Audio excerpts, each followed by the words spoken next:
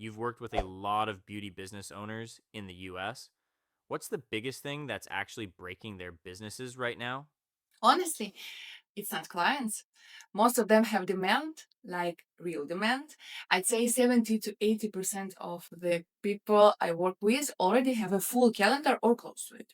The problem is that everything depends on them personally. I talk to the owners doing 15K dollars, 20K dollars, sometimes 25K dollars a month, and they're exhausted. They're answering messages at night, between clients, on weekends. On paper, the business looks fine. In real life, they're barely holding it together. And that's survival. Hmm. So the issue isn't marketing, it's what happens after someone messages them. Exactly. And this part hurts a little.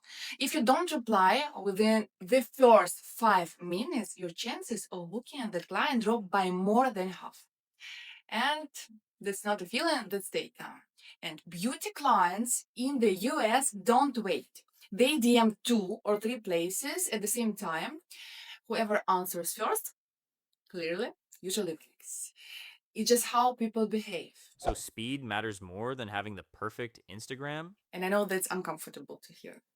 Instagram gets attention, but process gets bookings. You can have the prettiest feet in the city, but if bookings feels messy or replies come an hour later, the client is already gone. I worked with a small studio in LA. No ads, no viral posts. We just cleaned up how they reply, how people book, and edit reminders. Their booking rate went up almost 50% in 2 months. Same business, same clients, just Interesting. better flow. Then why do people keep focusing on content instead of fixing the flow? Because content feels visible, system don't. That's this belief I hear all the time. Once I get more clients, I'll breathe. It never works like that. More clients without system just means more stress.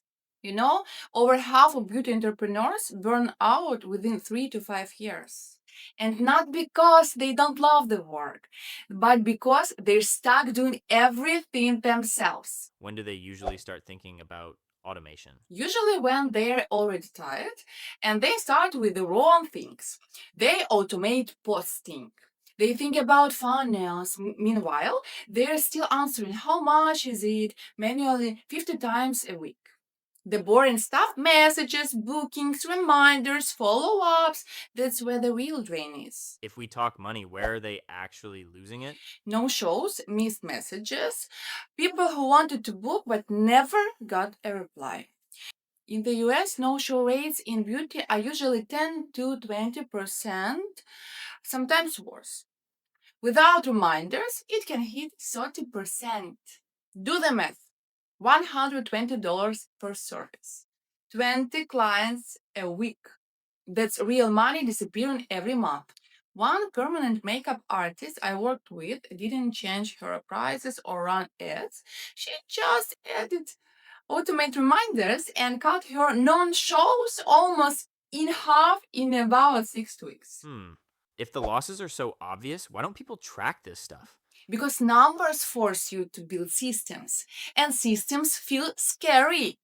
That's this fear of sounding robotic or losing control. But honestly, chaos feels like control until you try something better. When people start using dashboards, reports, clients' history, they relax. That's why tools like Halper work. It's not a bot, it acts like a manager that keeps things from falling apart. Can you automate and still feel personal? Huh. This is my favorite topic.